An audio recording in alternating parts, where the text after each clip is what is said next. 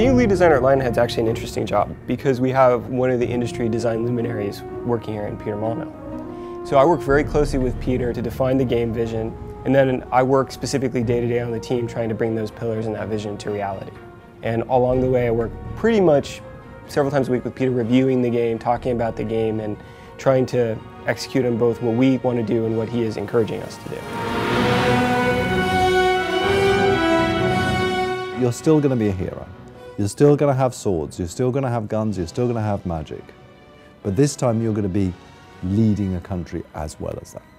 We're not going to make it easy for you though. There are going to be challenges in your rule. Like many of us have seen, the leaders that we elect in today's world often age badly in the first couple of weeks when they realise the enormity of the problem that they're taking on. We have always been a game that tries to be fairly accessible and something that hits a broader audience. So with Fable 3, what we're doing is keeping that foremost on and thinking about building it. But those that are long-term Fable fans won't be disappointed. Everything that they've loved about the Fable franchise will still be there. A role-playing game is all about, this is me playing the role of a hero and a king or a queen. It's really about not getting rid of every element of an RPG, but certainly making it something that people who aren't interested in that side of things will still enjoy.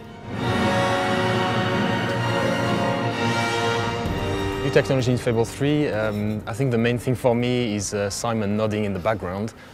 The tools are actually a bit slower at the moment, so I probably wouldn't want to talk about that. We've got a real issue with that. Move on. Obviously, with Fable 2 we had a stable code base to work from, so we've mostly been working on new cool things to go and put into the game. One of the things that people have come to expect from Fable is innovation. And in Fable 3, we've really pushed the boat out. We've totally looked at the morph system, thrown it all away and started again. And the first thing that we've got is something called extreme morphs. Now these extreme morphs are on an expression. So you're walking along and someone just upsets you. You can press this expression and out of your back appears these huge angel wings. A shaft of light comes down and shines on you. Everyone around you steps back and, oh my goodness, there you're showing your true character off. Aggressive, smile, stern. We've got hot syncing in the tools now, so all the artists can edit a texture and pop it into the game immediately just by hitting a button, and it never fails, obviously. Can I redo that bit? Never works. Never works. That's a Freudian slip. There's another thing which I think we could use for morphing, which is really interesting, which I've never seen before. And that is the weapon that you use. Why not have weapons change as you use them, that adapt themselves visually to your combat style and to your alignment? So imagine, how do you make the evil sword of ages? You make it by using it in an evil way. And as you use it, as you kill innocent victims, so you will see it glow and drip with blood all the time. I want everybody in the world to have unique weapons. As we teach you our new way of doing weapon customization, we need to think about how we teach that to the player, making sure that every facet of it makes sense, is clear, is understandable, isn't too complicated, but is deep enough, and all of that is very hard, very challenging, but it's also very fun. More excitingly is with the lighting system.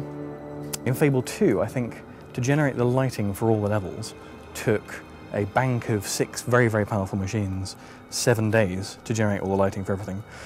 Today we've got a bank of 1 machine which generates all the levels in 5 hours, which is a lot better.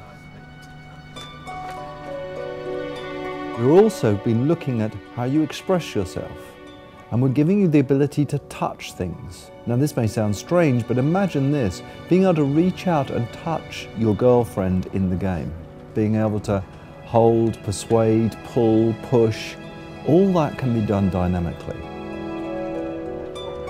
There is a fantastic amount of fighting and great combat and a really swift, pacey storyline, which is really engaging and really snappy. Fable 3 is going to be a damn good adventure.